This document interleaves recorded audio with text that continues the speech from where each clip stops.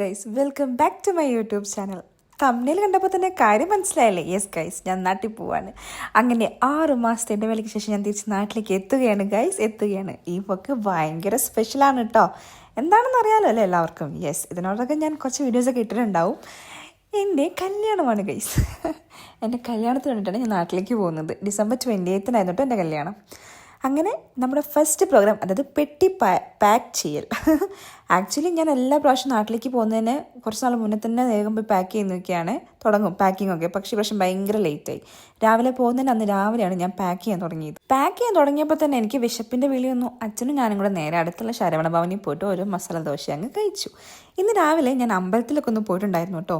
നല്ല കാര്യത്തിന് വേണ്ടി നമ്മൾ നാട്ടിലേക്ക് പോവല്ലേ, അതുകൊണ്ട് ഒന്ന് അമ്പലത്തിലൊക്കെ പോയി ദൈവത്തിൻ്റെ അനുഗ്രഹമൊക്കെ മേടിക്കാമെന്ന് വിചാരിച്ചു. അങ്ങനെ ഞാൻ എൻ്റെ പാക്കിംഗ് കർത്തവ്യത്തിലേക്ക് കടക്കുകയാണ് ഗൈസ്. പ്രത്യേകിച്ച് അധികമൊന്നുമില്ല പാക്ക് ചെയ്യാനായിട്ട്, കുറച്ചധികം സാധനങ്ങൾ മാത്രമേ ഉണ്ടായിരുന്നുള്ളൂ കേട്ടോ. എനിക്കിതൊരു മിക്സഡ് ഇമോഷൻസ് ആയിരുന്നു കേട്ടോ ഇപ്രാവശ്യം. സന്തോഷമാണോ സങ്കടമാണോ എന്താണെന്ന് എനിക്കറിയില്ല, എന്തൊക്കെയോ ഒരു ഇമോഷൻസ് ആയിരുന്നു എനിക്ക് ഇപ്രാവശ്യം ഫുള്ള് കേട്ടോ. ആക്ച്വലി അച്ഛൻ ഓൺലൈൻ ചെക്ക് ഇൻ ചെയ്തിട്ടുണ്ടായിരുന്നു, പക്ഷെ എനിക്കത് പറ്റിയിട്ടുണ്ടായിരുന്നില്ല. അന്നേരം കുറച്ച് നേരത്തെ തന്നെ പോകാൻ വേണ്ടി ഞങ്ങൾ തീരുമാനിച്ചിരുന്നു കേട്ടോ എയർപോർട്ടിലേക്ക്. ഞങ്ങൾ പോരുന്നത് ഡിസംബർ 20-നായിരുന്നു. അന്ന് രാവിലത്തെ സീനാണ് നിങ്ങളീ കാണുന്നത്. അന്ന് രാവിലെയാണ് ഞാൻ പാക്ക് ചെയ്യാൻ തുടങ്ങുന്നത്. ഉച്ചയ്ക്ക് 2 മണിക്ക് അങ്ങനെയായിരുന്നു ഫ്ലൈറ്റ്, 3 മണിക്കായിരുന്നു ഫ്ലൈറ്റ് കേട്ടോ. അങ്ങനെ പാക്കിംഗ് ഒക്കെ റെഡിയായി. ഞാൻ വേഗം പോയി ഡ്രസ്സൊക്കെ ചേഞ്ച് ചെയ്തിട്ട് ഞാൻ നാട്ടിലേക്ക് പോകാൻ റെഡി ആയിരിക്കുകയാണ് ഗൈസ്. എൻ്റെ മുഖം കണ്ടില്ലേ, ഞാൻ full on power and excitement ആയിരുന്നു കേട്ടോ. അതാ അച്ഛനും റെഡി ആയിട്ടുണ്ട്. ഞാനും അച്ഛനും ആദ്യമായിട്ടാണ് ഒരുമിച്ച് ട്രാവൽ ചെയ്യുന്നത്. ഞങ്ങൾ 3 ആളായിട്ട് പോയിട്ടുണ്ട്, പക്ഷേ ഞാൻ അച്ഛനോട് മാത്രമായിട്ട് ഇത് ആദ്യമായിട്ടാണ് കേട്ടോ പോകുന്നത്. അപ്പോൾ അച്ഛൻ്റെ ഓഫീസിൽ നിന്ന് വണ്ടി വന്നിട്ടുണ്ടായിരുന്നു. ഞങ്ങൾ നേരെ എയർപോർട്ടിലേക്ക് പോയി. അങ്ങനെ ഇതാണ് മസ്കറ്റ് ഇൻ്റർനാഷണൽ എയർപോർട്ട്. എല്ലാം നല്ലൊരു എയർപോർട്ടാണ് കേട്ടോ, എനിക്ക് ഒത്തിരി ഇഷ്ടം. അച്ഛനാണെങ്കിൽ വേറെ കൗണ്ടറിലും ഞാനും വേറെ കൗണ്ടറിലായിരുന്നു. ഞാൻ ഓൺലൈൻ ചെക്ക് ചെയ്തിട്ടുണ്ടായിരുന്നില്ലല്ലോ, അതുകൊണ്ട് എനിക്ക് വേറെ കൗണ്ടറായിരുന്നു. ബട്ട് ഞാൻ അവരോട് റിക്വസ്റ്റ് ചെയ്തിട്ട് അച്ഛൻ്റെ സീറ്റിൻ്റെ അടുത്തോണ്ട് എനിക്ക് കിട്ടി. എനിക്ക് വിൻഡോ സീറ്റും അച്ഛൻ ഏരിയൽ സീറ്റും ആയിരുന്നു കേട്ടോ. പിന്നെ എനിക്ക് എവിടെ പോയാലും വിശപ്പിൻ്റെ അങ്ങേയറ്റം ഉള്ളതുകൊണ്ട് തന്നെ നേരെ KFC-യിലേക്ക് വിട്ടു. KFC പോയിട്ട് ഒരു റോള് ഓർഡർ ചെയ്തു. ഇത് എപ്പോഴും എനിക്ക് നൈറ്റ് ഫ്ലൈറ്റ് ആയിരുന്നു ഉണ്ടാവാറ്. ആദ്യമായിട്ടാണ് ഞാനൊരു മോർണിംഗ് ഫ്ലൈറ്റിന് പോകുന്നത്. അതുകൊണ്ട് തന്നെ എനിക്ക് വ്യൂ ഒക്കെ കണ്ടു ഭക്ഷണം കഴിക്കാൻ ഭയങ്കര ഇഷ്ടമായിട്ടോ. അങ്ങനെ ഞാൻ നേരെ റോള് മേടിച്ച് അവിടെ പോയിരുന്ന് റോള് കഴിക്കാൻ തുടങ്ങി.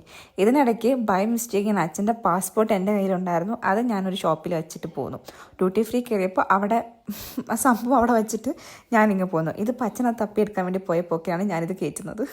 അങ്ങനെ എയർപോർട്ടിൽ വെച്ചിട്ട് എന്നോട് വർക്ക് ചെയ്യുന്ന ആൻസീസിനെ കണ്ടു കേട്ടോ. അപ്പോൾ ആൻസീസ് അടുത്ത് പറയുന്നത് ഹായ് പറയേണ്ട, യൂട്യൂബ് ചാനലിലേക്ക് ഇടാൻ വീഡിയോയ്ക്ക് വേണ്ടിയിട്ട് ഹായ് പറയാനൊക്കെ പറഞ്ഞത് അതാട്ടപ്പോൾ കാണുന്നത്. അങ്ങനെ നമ്മുടെ ബോർഡിങ് സ്റ്റാർട്ട് ചെയ്തു. ഞങ്ങൾ നേരെ ഫ്ലൈറ്റിലേക്ക് പോവുകയാണ് ഗൈസ്. നിങ്ങൾ എൻ്റെ മുഖത്ത് സന്തോഷം കണ്ടില്ല അല്ലേ? കാരണം എനിക്കറിയില്ല, എനിക്ക് എന്തൊക്കെയോ മിക്സഡ് ഇമോഷൻസൊക്കെ ആയിരുന്നു ആ പ്രാവശ്യം. എന്താ പറയുക, എക്സൈറ്റ്മെൻ്റ് ആണോ എന്താ എനിക്ക് പറയാൻ അറിയത്തില്ല.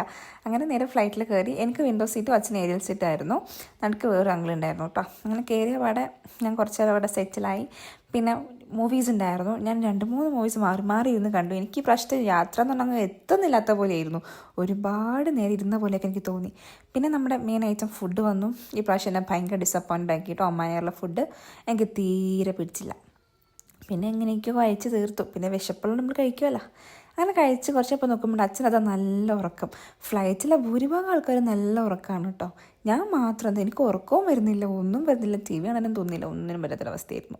അങ്ങനെ കാലിക്കറ്റ് എത്തിയപ്പോഴും ഈ ഫ്ലൈറ്റ് കുറേ നേരം വട്ടമിട്ട് കളിച്ചു ലാൻഡിങ് ചെയ്യാണ്ട്.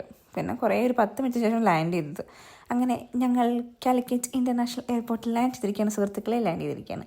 അമ്മയും ശ്രീകുണ്ടും വിൻചാനും കൂടെ കേട്ടോ കൂട്ടാൻ വന്നിട്ടുണ്ടായിരുന്നത്. ഇത് കണ്ടോ അച്ഛൻ്റെ മുഖത്ത് സന്തോഷം കണ്ടോ നിങ്ങൾ? നാട്ടിലെത്തിയതിൻ്റെ സന്തോഷമാണ് കേട്ടോ. ഭാര്യനെ കാണാനുള്ള ധൃതിയിൽ പോകുന്ന പോക്കാണ് എൻ്റെ അച്ഛൻ. അങ്ങനെ എല്ലാ പ്രൊസീജിയേഴ്സൊക്കെ കഴിഞ്ഞ് ഞങ്ങൾ പുറത്തിറങ്ങി. അമ്മയും ശ്രീകുണ്ടും ഉണ്ടായിരുന്നു കേട്ടോ പുറത്ത്. അങ്ങനെ ഞങ്ങൾ നേരെ വൈറ്റ് ഹൗസിലേക്ക് പോയി. വൈറ്റ് ഹൗസിൽ പോയിട്ട് നല്ല അടിപൊളി മന്തി കഴിച്ചു. എനിക്ക് എന്തൊരു ഇഷ്ടമാണ് ഇവിടുത്തെ മന്തി എന്നറിയോ.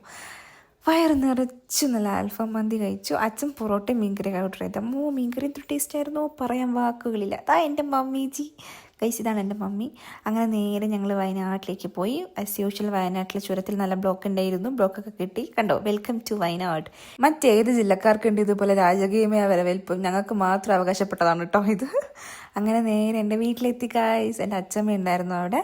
അങ്ങനെ അച്ഛമ്മേൻ്റെ അടുത്തൊക്കെ പോയി കെട്ടിപ്പിടിച്ച് ഉമ്മയൊക്കെ കൊടുത്ത് ഞങ്ങളിതാ എൻ്റെ വീട്ടിലെത്തിയിരിക്കുന്നു. ഇനി അങ്ങോട്ട് കല്യാണത്തിൻ്റെ ദിവസങ്ങളാണ് സുഹൃത്തുക്കളെ. അപ്പം അത്രയ്ക്കുള്ളൂ. ബൈ.